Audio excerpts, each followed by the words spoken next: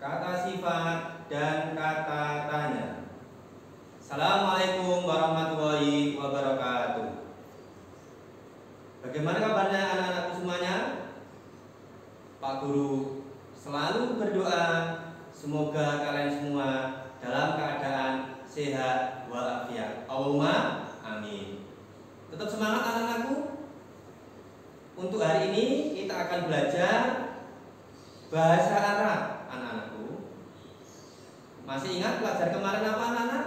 Kita membahas a'dha'ul jismi. Apa itu a'dha'ul jismi? Anggota-anggota tubuh.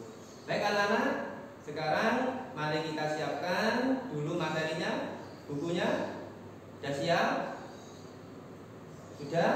Kalau sudah, dibuka halaman 11 tuh. Kok kenapa langsung 11 Pak Guru? Karena ini langsung saya sampaikan kaidah-kaidahnya. Yang sebelumnya ada beberapa bacaan, sehingga nanti kalau kalian sudah paham terkait kaidahnya ini, karena kalian akan lebih mudah memahami bacaan-bacaan atau qiraah yang ada. Baik anak-anak, yang pertama kita bahas kaidah sifat atau kata sifat. Sifat adalah kata yang mengikuti. Kalau dalam sholat jamaah, sifat itu diumpamakan seorang makmum. Adapun kata yang diikuti namanya matsbu'. Kalau dalam jamaah yang diikuti yaitu seorang imam. Jadi sifat harus mengikuti matbu'nya, harus mengikuti yang disifatinya. Maksudnya bagaimana Pak Guru? Maksudnya bagaimana anak-anak? Jika matbu'nya atau lafaz yang disifati, lafaz yang diikuti itu menunjukkan bentuk mudzakkar, maka sifatnya juga harus mudzakkar. Jika matbu'na tadi mu'annas, maka sifatnya juga harus mu'annas. Nanti akan dijelaskan di papan tulis. Kita baca terlebih dahulu keterangannya ini.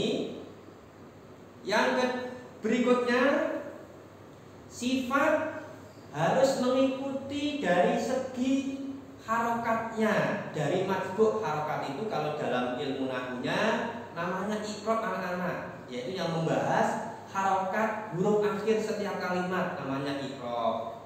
Jika matsbu'nya itu diharokati dhamma atau rofa namanya itu, maka sifatnya juga dibaca rofa atau dhamma.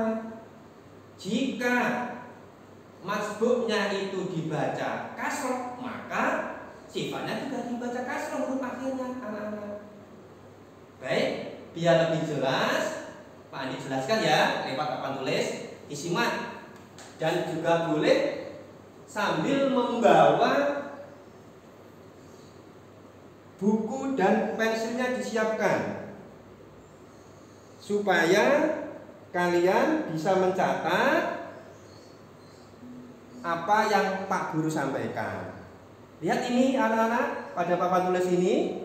Yang pertama sifat. Tadi masih ingat anak-anak sifat itu apa? Lafaz yang mengikuti matsbu'nya. Lafaz yang diikuti kalau dalam kita perumpamakan dalam kehidupan sehari-hari, ada dalam jamaah, sholat jamaah, ada makmum, ada imam. Makmumnya itu dinamakan sifat, imamnya dinamakan matsbu' karena yang diikuti. Lihat anak-anak, contohnya hadza qalamun jamilun. Kira-kira mana anak-anakku yang termasuk isim sifatnya? Mana anak-anak? Lafaz jamilun. Kenapa kok lafaz jamilun dibaca dhammatain anak-anak? Karena matsbu'nya, ini namanya matsbu', lafaz qalamun ini juga dibaca dhammatain. Maka sama. Karena apa tadi? Sifat harus mengikuti pada matsbu'nya. Makmum harus mengikuti pada imamnya biar lebih mudah. Yang pertama dari segi i'rabnya atau harokatnya.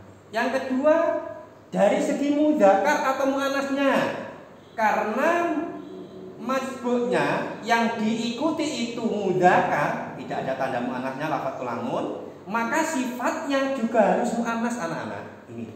Jadi tidak boleh qolamun jamilatun, itu salah. Jadi kalau qolamun harus jamilun.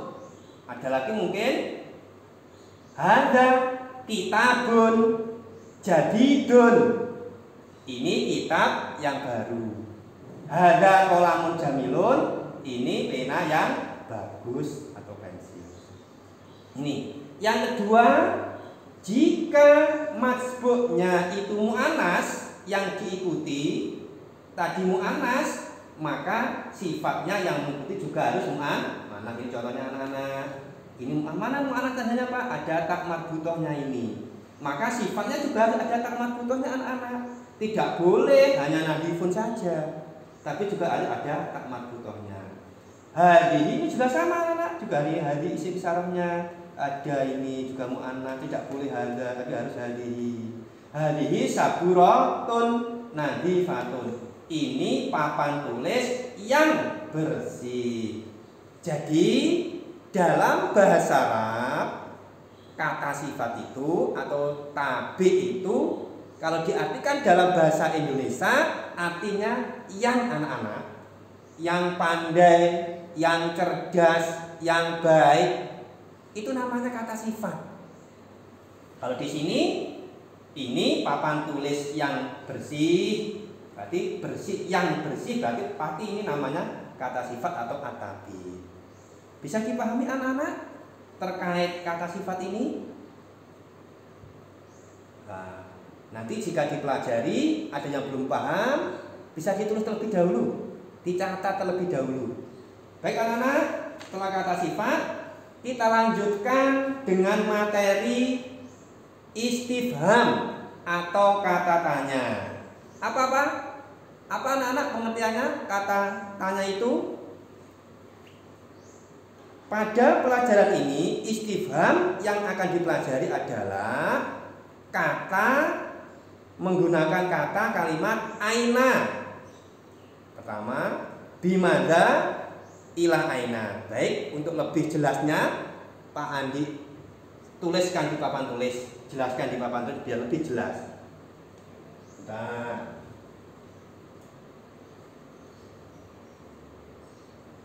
lihat anak-anak ini istifham.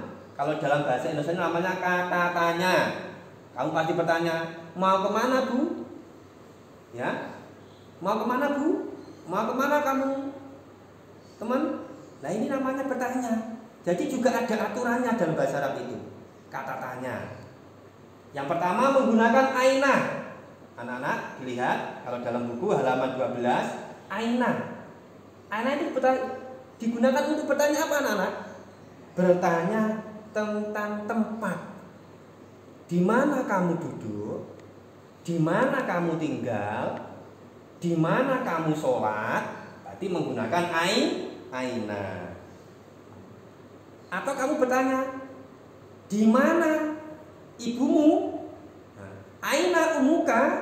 Berarti kalau bertanya menanyakan di mana keberadaan seseorang ataupun keberadaan sesuatu benda, itu menggunakan kata tanya aina anak-anak.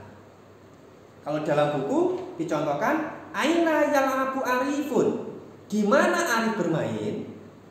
Atau boleh kalau bertanya kepada temanmu atau ibumu, di mana ibumu memasak? Aina ummuka tabahu. Ini namanya menggunakan kata tanya aina yang pertama.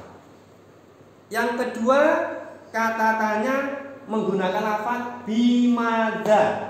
Artinya apa anak-anak? Ini bimadzai dengan apa? Ini menanyakan alat. Dengan apa kamu pergi ke sekolah? Dengan apa kamu mengerjakan PR? Mungkin dengan pensil atau ballpoint. Nah, ini. Kalau dalam buku bimadza yasma'u arifun adzanan. Ini. Dengan apa Arif mendengarkan azan? Kira-kira apa anak-anak yang digunakan untuk mendengar azan? Menggunakan telinga. Dengan apa kamu menulis pelajaran? Apa anak-anak? Menggunakan apa? Menggunakan pensil, menggunakan bolpoin.